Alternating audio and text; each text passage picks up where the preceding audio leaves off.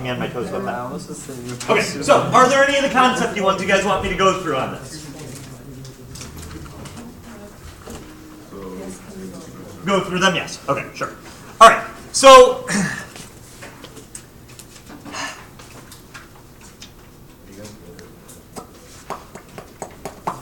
sorry, just thinking. Okay, all right, so in this one what we've got is block number 1, the blue block is moving towards block number 2, right? It tells you, let's see, so the figure at the right shows a snapshot of block 1 as it slides along an x-axis on a frictionless floor before it undergoes an elastic collision. An elastic collision with stationary block 2. The figure also shows 3 possible positions of the center of mass of the 2-block system at the time of the snapshot. Okay? Point B is halfway between the centers of the 2 blocks. So, is block 1 stationary, moving forward or backward after the collision if the center of mass is located in each of the places? All right, so let's start with point B. All right, if the center of my mass of my system is directly halfway between mass 1 and mass 2, what does that tell me about the 2 masses? It tells us they're equal, right? Okay, and so what that means then is that we've got the mass of A times the velocity of A initially, right? Plus the mass of B times the velocity of B initially has got to equal the mass of A times the velocity of A final plus the mass of B times the velocity of B final, right? Now, we're told that this initial velocity is 0, right? Yeah. Okay, and we also know that if our center of mass is at point B, then the masses are equal, right? So what I get then is that my initial velocity of A, like the masses cancel out, right? So that means, if you cancel out these masses, it gives you this, that the velocity of A initially has got to be equal to the velocity of A final plus the velocity of B final, right? So that's one equation that we have. Good? Are there questions with that? All right, now, the fact that it's an elastic collision also tells us this. Since it's elastic, the velocity of A initial plus the velocity of A final has got to equal the velocity of B initial plus the velocity of B final. But remember, the velocity of B initial is 0. Cool? So, if I subtract from both sides, if I subtract VAF from both sides, it gives me this. We're almost done. So if I rearrange this, I get this. VAI equals negative VAF plus VBF. So look at these 2 equations. I've got the initial velocity of A is equal to the final of A plus the final of B. And I've got the velocity initial of A equals the negative VAF plus VBF. There's only one possible answer for the final velocity of A. What does it have to be? 0, right? Does that make sense? All right? And that means then that the final velocity of B must be the same as the initial velocity of A. All right? In other words, this is like a simple billiards problem. You've got one ball at rest, the other one hits it. During the collision, the first ball stops and the other one keeps going at the same velocity the first one had. It's this thing. Right? Right before the collision, this ball is going to have X amount of velocity, and it just gives that velocity to the ball on the other side, right? Okay, one ball stops and it transfers its momentum and energy to the other ball because it's elastic. Does that make sense? Okay, so is block 1 stationary, moving forward or moving backward after the collision? If the center of mass is located at B, it stops, right? Good. So now, if we move our center of mass, suppose my center of mass is up here at point C. What's that telling me about block 2? It's heavier, right? So instead of just stopping block 1, what's block 1 going to do? It's going to bounce backwards, right? Because it's hitting something bigger. Okay? And then conversely, if my center of mass is here, that's telling me that block A is heavier So instead of stopping, it just slows down but continues forward. Does that make sense? So long story short, the equal mass situation, because it's elastic, the equal mass situation results in block A stopping. Okay? If it's heavier, if block A is heavier, it'll keep moving forward. If block A is lighter, it'll bounce back. Yes?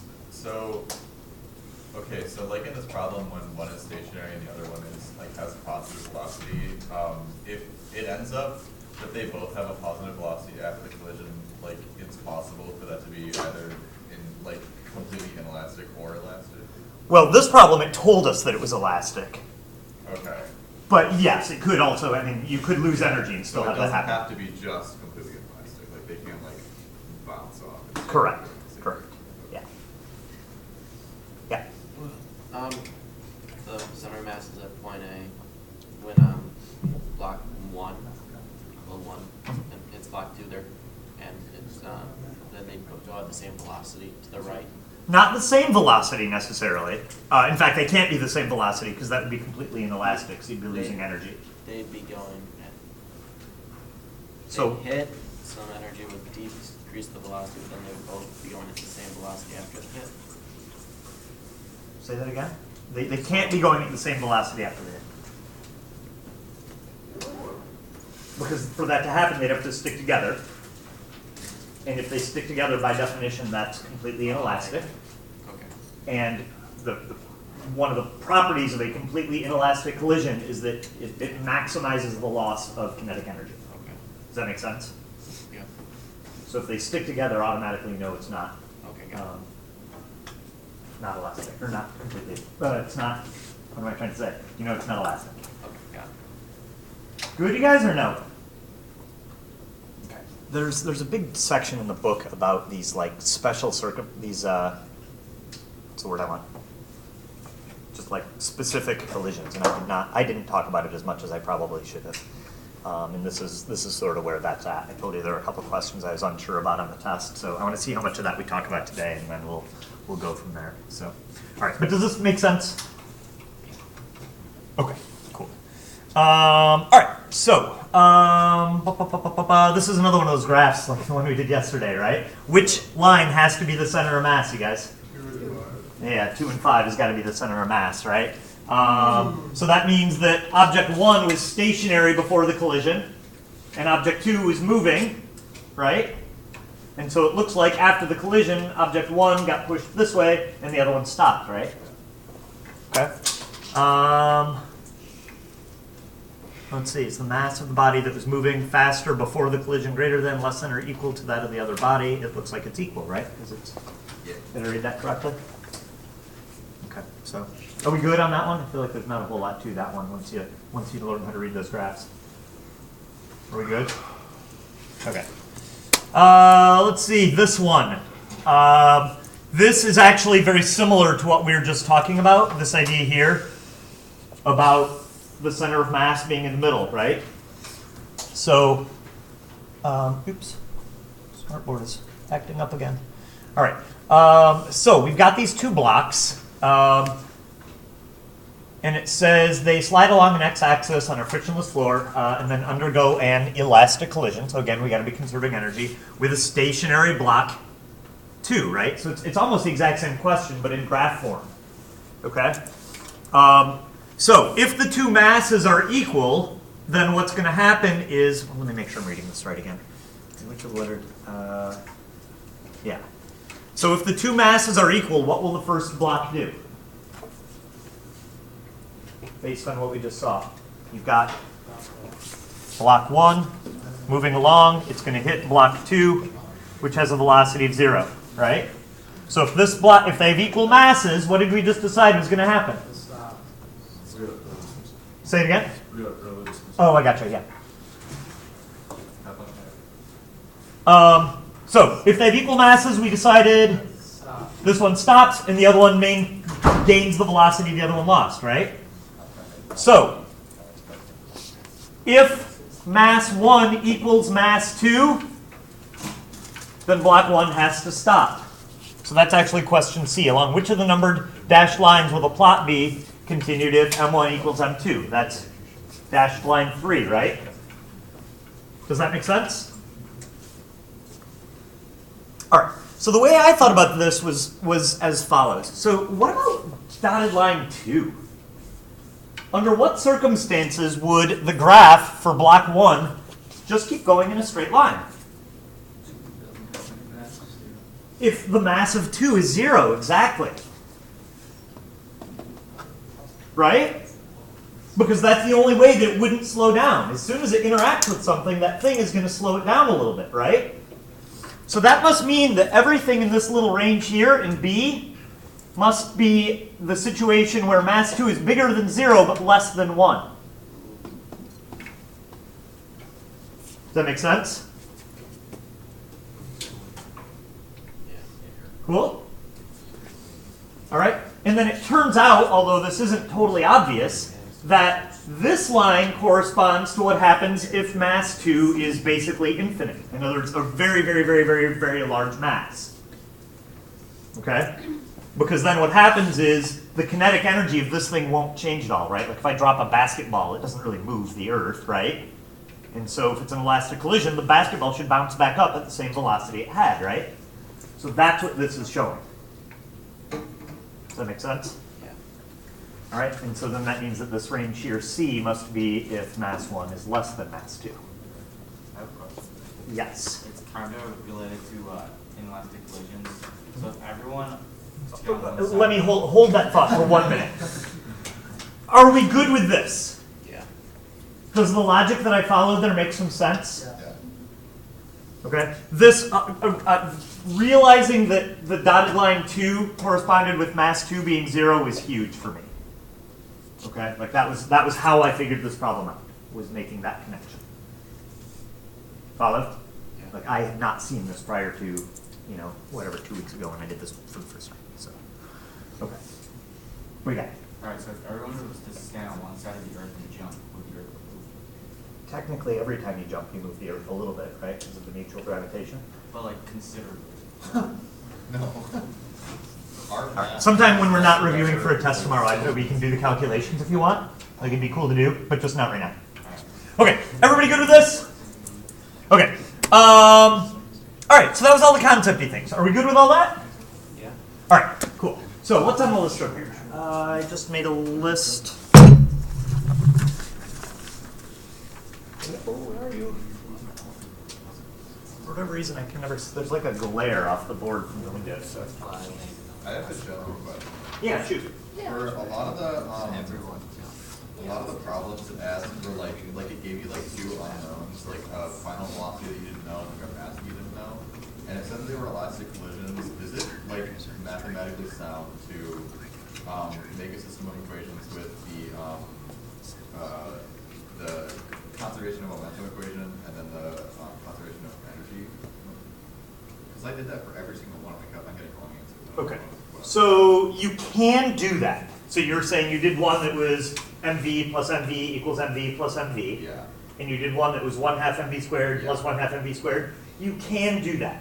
Okay. And it will work, but it gets, like you say, it gets really ugly. All right, what I showed you guys, though, was that if it's elastic, instead of doing kinetic energy plus kinetic energy equals kinetic energy plus kinetic energy, remember, anytime it's elastic, you get the velocity of A initial plus the velocity of A final. I would use that instead. I tried to use that too, but it's still. Okay, so yeah, so that's the one you want to be using. So I'll make sure we do one like that. Okay, but yeah, any of the ones that say elastic, this is your friend. Okay, so it looks like 61 is the first one on our list, and I think that might be, is that an elastic one? Elastic, great, so this is a perfect example of it. Okay, so let's do it. So number 61. So I always start by writing down what we know. So here we go, we got a 340 gram cart, mass equals 0.340 kilograms. It's moving on a frictionless linear air track with an initial speed of 1.2 meters a second. So let's call this cart A. So the velocity of A initially is 1.2 meters a second. All right, it undergoes an elastic collision with an initially stationary cart of unknown mass. So here's cart B. We don't know the mass. This is exactly what we were talking about. The velocity of B here begins at 0. after the collision, the first cart continues in its original direction at 0.66 meters a second. Is that what that says? 0.66? Yep. Velocity of A final equals 0.66 meters a second. All right, so are we good with that? All right, so you're exactly right that we want to set up a system of equations. One of them is the momentum equation. One of them is the elastic collision velocity thing. One of those is immediately, which one of those is going to help me right away? The velocity one, right? Look, I know that the velocity of A initially plus the velocity of A final has got to equal the velocity of B initial plus the velocity of B final, right? So let's see, we're going to have 1.2 plus 0.66 equals 0 plus the velocity of B final. Right? And so I think that means that the velocity of B final is going to be, what, 1.86 meters a second?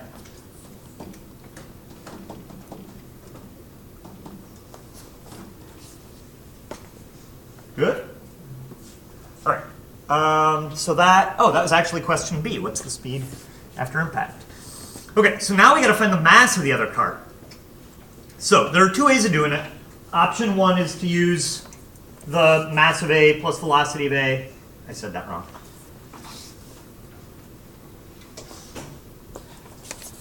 How do I want to say this?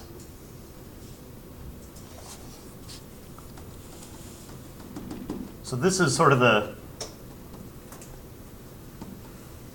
equation that I told you you'd usually use.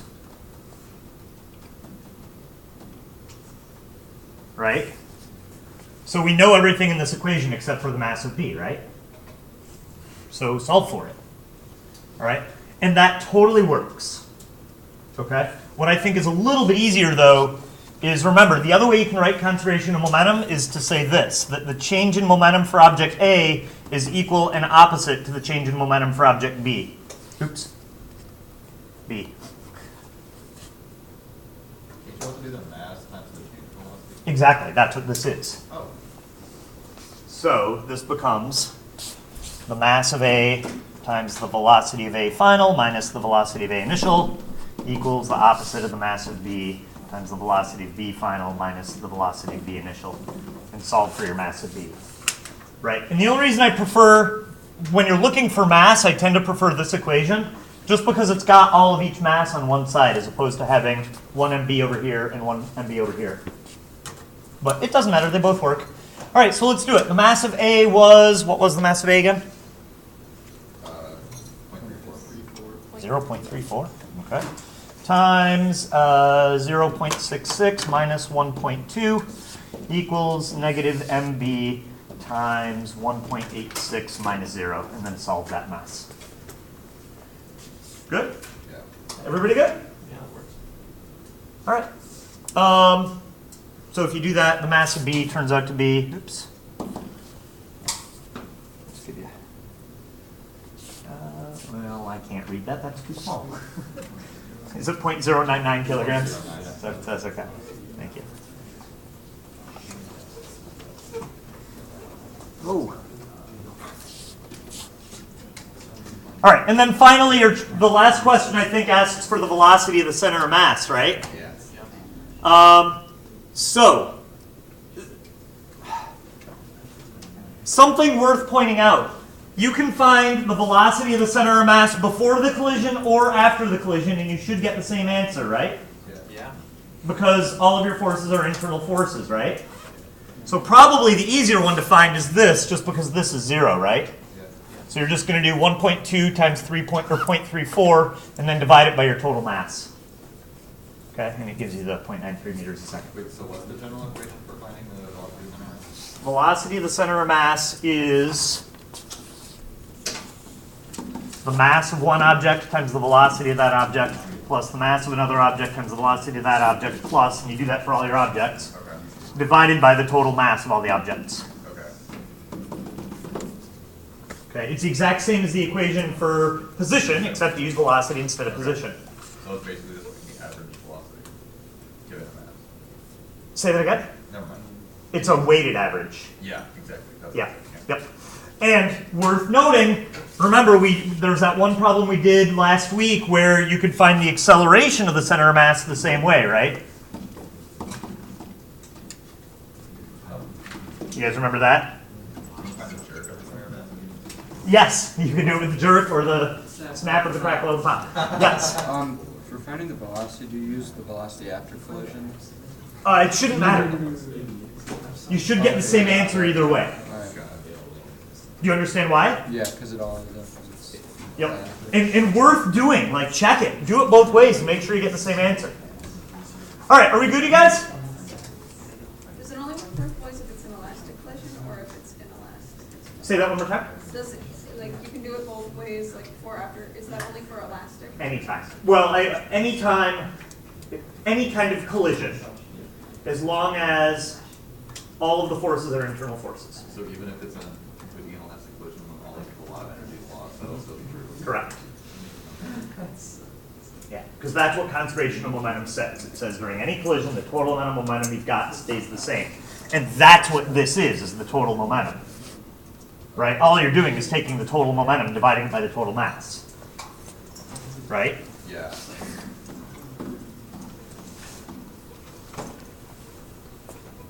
Does that make sense? I'm just having trouble picturing it. Yeah, I know. I'm thinking about It's the very velocity. abstract. It's weird. I don't love it either. But there it is. We good, you guys? All right. Next. What's next on our list? Why do I keep losing my list? One of these days. All right. So that was 61. 63.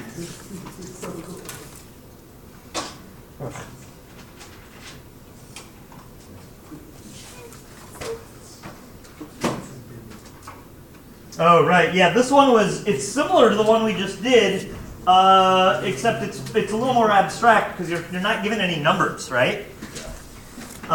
So this is definitely a good one to do because you guys need to know how to work with these problems that don't have numbers. So here's what we know for 63. Block 1 has a mass of 1, or is mass 1, so here's M1. It's sliding on a frictionless floor and into a one-dimensional elastic collision with stationary block 2, which has a mass of 3 M1, right? Prior to the collision, the center of mass of the two-block system had a speed of 3 meters a second. So the velocity of my center of mass is 3 meters per second. Let's see, do I know anything about... this guy has an initial velocity of 0. Everybody good with that? All right, so question A says, afterward, what's the speed of center of mass? Should be the same. Right? Because there's no external forces. And then it says afterward, what is the speed of block 2? So, thoughts? Can you plug into the equation we just used for the velocity of center mass? To find what? To find the velocity of object 2. Because don't we use the... Never mind. So, the velocity of center of mass would be the mass of object 1 times the velocity of object 1 plus the mass of object 2 times the velocity of object 2 all over my total mass. Yeah. So for me, are you talking initial or final velocities? Does that equation give final velocity? Well, I mean, remember, the velocity of the center of mass is fixed. So this is kind of what we were saying before, that I could use either the initial velocity of both of my objects or the final velocity of both of my objects and still get 3 meters a second. But there's a in this example, just for problem solving strategies, there's a better choice in terms of initial or final. Why initial? Why should we pick initial? I think Jackie said that. How come? Just because you know that one of them is stationary. Yeah, we don't know either of our final velocities. So if I chose final, then I have 2 unknown velocities. But if I choose initial, oh, then I can find this V1, right? So that's the initial velocity of the first mass. Well, we'll find that, and then we're going to use it to figure out Find that. the final. That makes sense. Okay, so in other words, we're given information about the initial. Let's find all of that, and then we can use that initial information to find the final.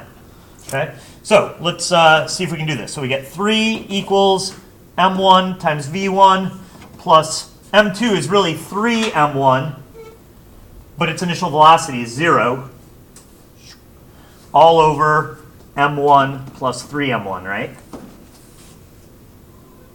Follow? So if we simplify this, let's see. We're going to get 3 equals m1 v1 over 4 m1. The m1's cancel, and you get that v1 is 12 meters a second. Now, I was crappy with my notation here. What was that v1 that I just found? The initial velocity of block 1.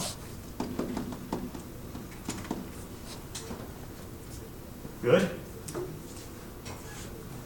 All right, let me see if this is the same way I did this in my notes. Yes, it is. Okay. All right, so now that we've got that, now we can set up a system of equations. All right, are there questions about what I've done so far? Yeah. Would you, oh, never mind. You sure? Yep. Okay, so the deal here is we've got 2 unknowns, right? I don't know the final velocity v the block. So to solve it, I need 2 equations. All right, so let me give these things better names. This is v1 initial, and this is v2 initial, right? And so we need to find v1 final and v2 final, right? So here's what I know. I know that my total momentum initial equals my total momentum final. So that means that mass 1 times 12 plus mass 2 times 0 has got to equal mass 1 times v1 final plus mass 2 times v2 final, right? But remember, we know that m2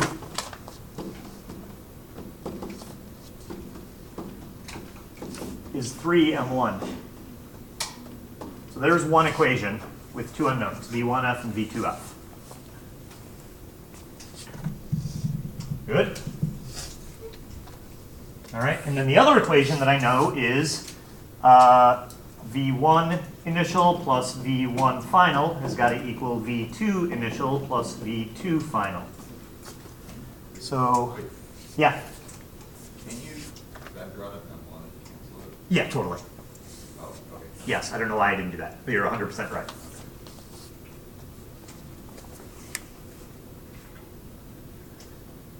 Okay. So let's plug in these numbers. We're going to get 12 plus v1f equals 0 plus v2f.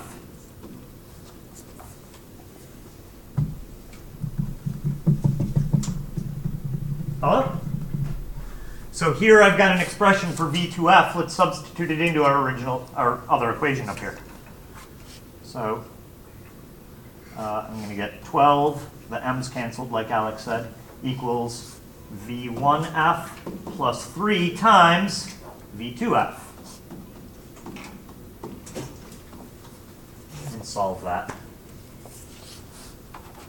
So what are we going to get? Let's see. We're going to get 12 equals v1f plus 36 plus 3vf. So subtract 36, you get negative 24 equals 4 v1f. So divide both sides by 4. And your v1 final then has to be negative 6 meters a second. Sorry? That's also one.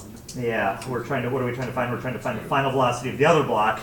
So it's just 12 plus negative 6, which gives you positive 6. Make sense, you guys? So it's mostly just setting up systems of equations. That's all it is. Yeah. And fortunately, this equation is, I mean, I don't want to say these are easy, but the fact that this is definitely easier than trying to do kinetic energy plus kinetic energy, right? And so this is just one dimensional, but for 2 dimensional, we have to do that in both dimensions. Yeah. I haven't seen any problems like that, though, where it's like a 2-dimensional elastic collision and you have to go through the process twice. Okay. There have been a couple where it's a 2-dimensional collision, but you're given more information and it's not necessarily elastic. It's sort of like one of the easier Okay. momentum problems, you know, where you're given 3 of the 4 velocities. Okay. So, are we good, you guys? Okay. Did I? Well, I guess I don't do that. Never mind. Okay. So that was 63, 64. Ugh, another elastic collision.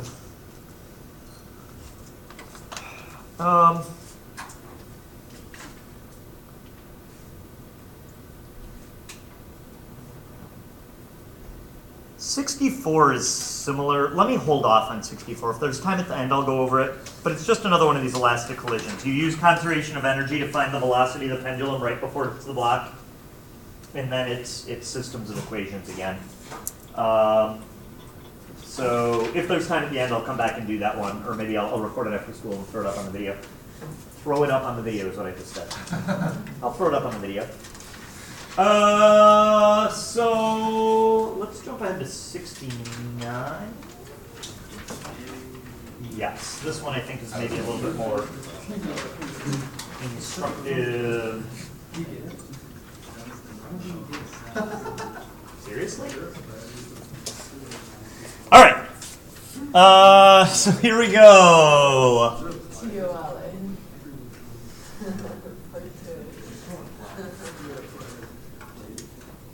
All right, so in this one we've got a small. Oh, I never did this demo for you guys, did I? Did you guys see this? Did Mr. Brunner ever show you this, the basketball baseball thing? Damn it, I'm the worst teacher ever. I'll show you guys this next week. It's cool. Yeah. You've done it before? Gotcha. In my old school, we had these things called ninja balls. It was a stack of super balls. The bottom one was really big, and then they got progressively smaller, and the one on the top was itty bitty. And you could take it outside, and you drop it from this high, and like it would fall. And then when it hits the ground, the little teeny super ball gets rocketed like 100 feet into the air. It's wild. Oh. It's super cool. I already have it on my shopping list for next year. So if you want, when you come back from wherever you're at in college, I'll show you the ninja balls. All right. Okay, so here we go. So a small ball of mass little m is aligned above a larger ball of mass capital M, and it gives you that mass. So this guy has a mass, capital M, of 0.63 kilograms. And they're dropped like this. Okay, they're dropped simultaneously from a height of 1.8 meters. Assume the radius of the ball is negligible relative to the height. A, if the larger ball rebounds elastically from the floor, in other words, it's going to have the same velocity going up that it had coming down. That's what that means. Because again, the Earth is such a big mass that its velocity isn't going to change significantly. Then what value of m results in the larger ball stopping when it collides with the small ball? Holy cow. All right, so here's what we need to do. First of all, we got to find the velocity of the basketball when it hits the ground. Okay, so I know that the gravitational potential energy of the ball when it's at the top is equal to the kinetic energy of it as it hits the ground, right? So that means the mass of the basketball times g times 1.8 meters has got to equal 1/2 m times the velocity as it hits the ground squared. The m's cancel out, do some math, find this velocity. It turns out to be 5.94 meters a second. Everybody cool with that? Okay. All right, so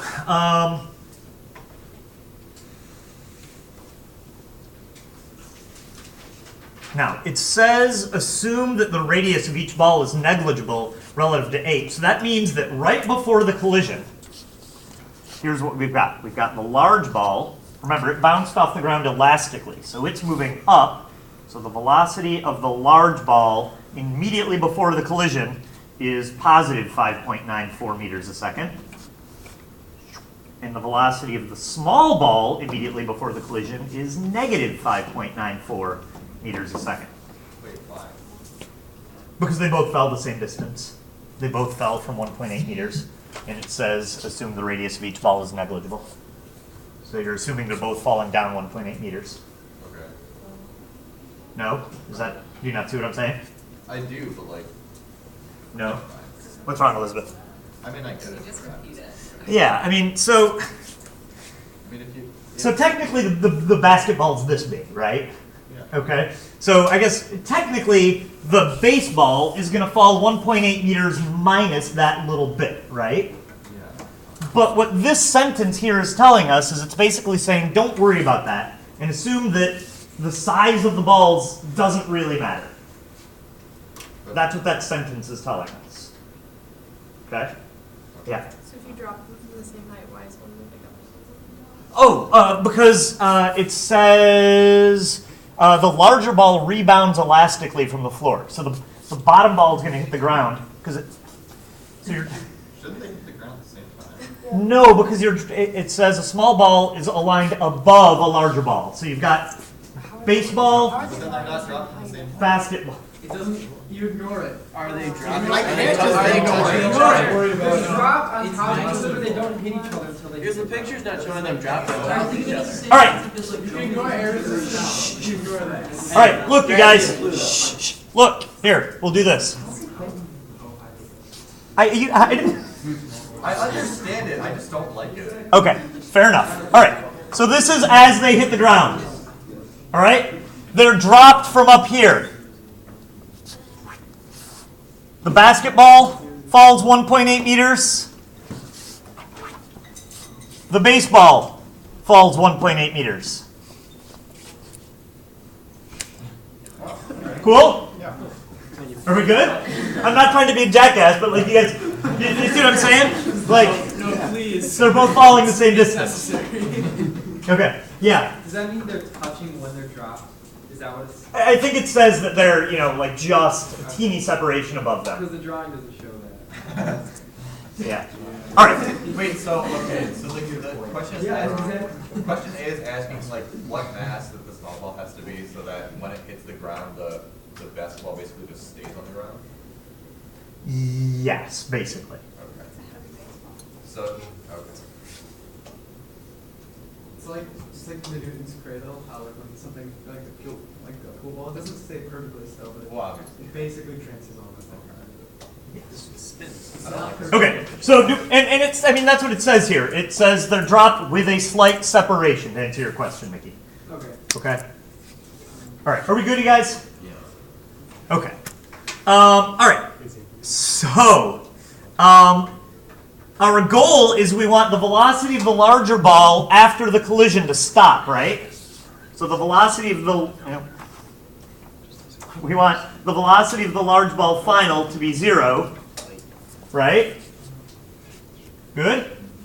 And so then the question is, what does this little mass have to be to make that happen? Follow or no? Yeah. Okay. So, because it's an elastic collision, right? Yes, it rebounds elastically from the larger ball. Oops. What I know is that the velocity of the large ball initially plus the velocity of the large ball final has got to equal the velocity of the small ball initially plus the velocity of the small ball final. In other words, 5.94 plus 0 has got to equal negative 5.94 plus the velocity of the small ball final. So if you add the 5.94, you find that the velocity of the small ball final is, what is that, 11.88? Yes.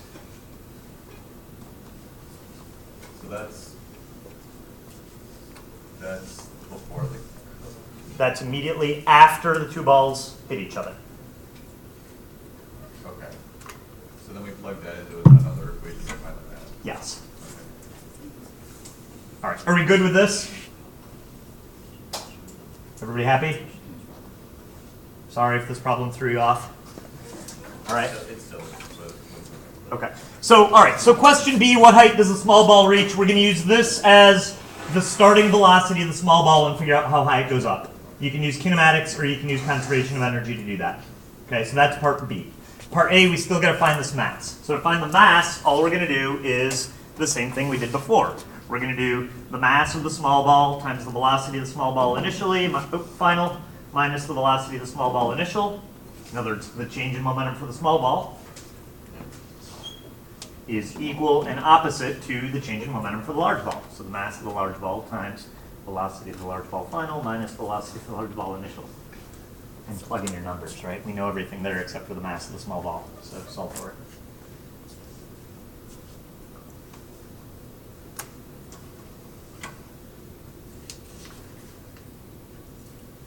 Good?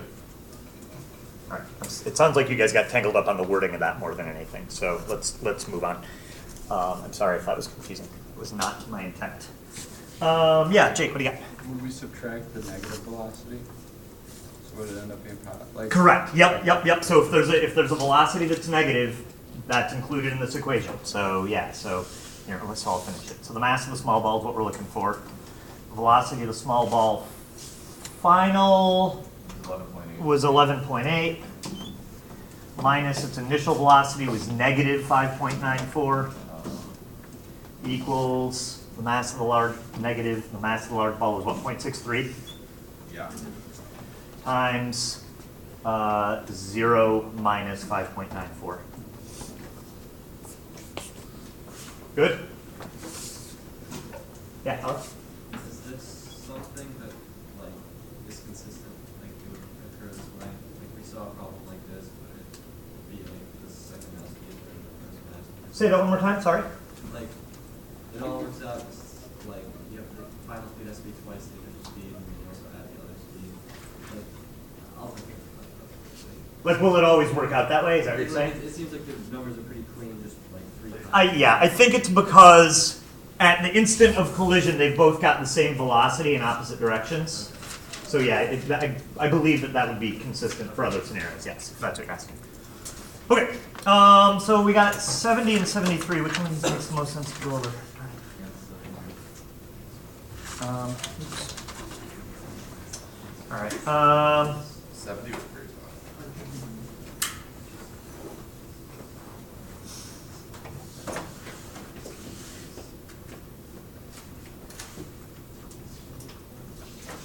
Sorry. I just don't know if I have time to do 70 in the couple minutes we've got here. Oh, we only have 3 times. Yeah. So 70 is basically just, it's another one of these elastic collision problems. You basically find the velocities of the two objects, and then it becomes a projectiles problem. I think it makes more sense for me to do 73, because I think I can finish 73 in the couple minutes we've got. And I'll put 70 up on the video. All right. So 73, here's the deal with it. So we've got a completely inelastic collision. What does that mean? They stick together. Two objects of the same mass and initial speed move away together at half of their initial speed. So the idea is we've got some mass moving along at some velocity. All right? And it's going to hit another sort of copy of this moving in some other direction. They stick together and then move off at half their initial velocity. All right? Now, it's not possible that it's moving that way, right? Because then they'd both just stop, right? Because their momentum would cancel. And it can't be this way because then they'd speed up horizontally. So there's no way that would be half the velocity. So it's got to be coming in either down and backwards or up and backwards. So arbitrarily, I'm going to assume that it's going this way. And it doesn't actually end up really affecting anything. Okay? So that's the before. And then after the collision, you've got 2 times the mass moving off this way at half of the velocity. Does that make sense?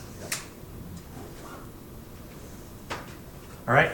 So these two vectors have to add up to that vector. Right? These two momenta have to add up to that momentum. So we're totally not going to finish this in the couple minutes we've got.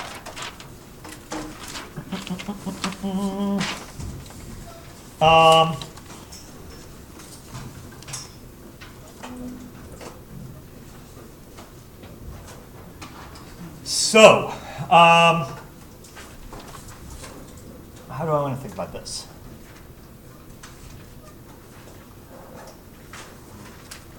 So this velocity, how did I set this up again? Theta, yes. All right. So let's take a look at this here. So this and this is at some angle, right? If you want to stay, I'll finish it. If you got to go, that's fine. And no offense, like if you got to go, then go. All right. So this velocity here, the momentum in the x direction is going to be mv times the cosine of theta. And this one is mv times the sine of theta, right?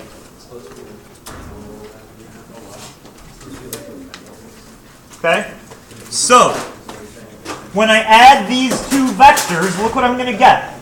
My horizontal component is going to be v minus mv cosine theta. And my vertical component is going to be mv sine theta. Did I say that right? My horizontal is going to be v minus mv cosine theta. I think I said sine before. And then, did I? Okay. So, here's my triangle. Those two need to add up to this. So this momentum is 2m times half v. So here's mv, right? That's the total resultant momentum. It's 2m times half of v, so it gives you mv. All right? This horizontal component here needs to be mv minus mv cosine theta. And the vertical component, we decided needed to be mv sine theta. Does that make sense? And we're almost done. So you can, what are we trying to do? We're trying to find an angle. The angle So, between the two initial velocity vectors. So that right. Right, so yeah, so I'm going to solve for theta. Right. So, how did I do it from here? Wait, wow.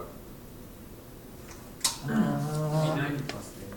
Yeah, that's right. Well, 90 plus, it's a different theta though. It's the top. If you're trying to find 90 plus It's the theta, top. you have Oh. to theta mass than 90. I gotcha. All right, so are we good up to here? What are we guys saying about 90? You add 90 to theta to get the final answer. Oh, I gotcha. You don't know which part, because the triangle looks different than the one you do on the left. Yeah, that's So if this turns out to be 30 degrees, it won't. But if this turns out to be 30 degrees, then this will be 60. So it'll be yeah, 60 add plus 90. 90. Yeah, so add 90 to the top angle, right? Yeah. This one? Yeah. Yeah. Well, I'm not sure. I'm going to solve for theta. But theta is facing mv sine theta, isn't This, how do I want to say this? The theta that's in this equation is this theta in this original triangle. it? Yeah, so when you find theta, you just have to find the third angle because you know the other one's 90 and add 90 to it. Right, but this one, right? Yeah. This triangle here is not the same as this triangle. Oh, it's not. No, this triangle is the one up here that's sort of off the top of the board. Oh. Okay. Good or no? You sound unsure. I'm unsure all day. All right, so here's what I'm going to do. Do you guys agree I can divide out my MVs? Yeah. All right, so now my triangle looks like this. I've got 1 on the hypotenuse, sine theta here, and 1 minus cosine theta over here, right? Follow? So, what did I do? B squared plus B squared plus C squared. Yeah, my solution, I think I got lucky, because I got the right answer, but I don't think I got it the right way. What? No, because I think I got the right answer, just not for the right reason. Because this angle isn't necessarily the same. So I think we got to do a squared plus b squared is c squared and solve. Oh, no, because it's mv minus. Yeah, so this is going to get ugly. Sorry, and it's not the way I did it on my paper. I'm realizing I made a mistake, and I must have just dumbed into it. So we're going to get 1 minus cosine theta squared. Oh, yuck. I do not like where this is going. Plus sine theta squared equals 1 squared. And then solve that for theta. Back to that and change 1 it to minus cosine. sine squared theta is cosine squared theta. Oh, you win. Thank you. Yes. Yeah, this It's one.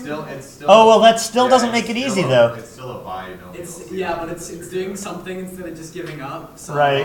Yeah, no, I wasn't giving up. I just A was. plus. Yeah, no, you're totally right. That's totally how you gotta do it. 1 minus sine theta, so you get 1 minus cosine of theta squared equals 1 minus sine theta is cosine squared of theta. Oh, right, yeah, no, this is totally it.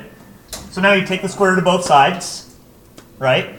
1 minus cosine theta equals cosine theta. Add cosine theta, you get 1 equals 2 cosine theta. Divide by 2.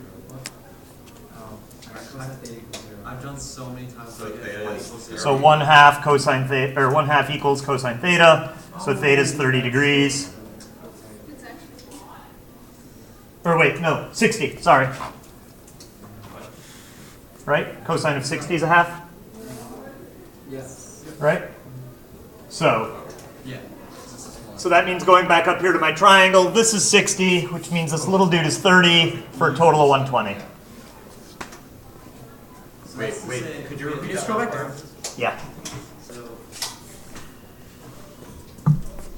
Wait, so what was that last part you just said? The conclusion of it all? and solve for theta, which is 60, which means the other Yeah, angle so is 30. this dude here is But you- 60. But you just said that You they're have to find not. the other angle. You need to find the other angle and then add that to 90. I know, but you just said that they're not the same triangles. Right, but Right, no, but it's all Find find the angle. The angle's the same size. They're not the same triangle, but you're solving for theta. So, So what I did, Alex, is, so this blue triangle is this, right? But I wrote the dimensions of this triangle in terms of this theta. Oh, that makes more sense. Okay? Okay. Oh yeah, because the theta up there would be NB sine theta. Right. Make sense? Yeah. So where I made my mistake was I set this theta equal to that theta, and I dumbed into the right answer. So I'm glad that Kurt pulled out the identity there. I would have been stuck. I just have like a question, you know, I feel like it would be a good idea. Could we have like, maybe like all the equations from the notes, maybe like just on like the back side yeah, boy. On the backside of of. like the note sheet, so then when we're like done with like the notes and stuff like that, we can look at some of the equations that we'll need to know for the test. Yeah, but I mean, all those equations are in the notes. I Like know, the but I list kept as we reading, go. that's actually a better idea to keep a list, yes, but I don't know, I was reading through and like one of them popped up today, and I forgot completely about it. Which one was it? It was the MV, M times VBI minus VBI. Oh, the change in momentum Yeah, one. Gotcha. I gotcha. Yeah, Yeah. I'll start making a list too. I gotcha. No, you're right. I can do that though. Alright, For sure. thanks. Yep. You're welcome. See you tomorrow.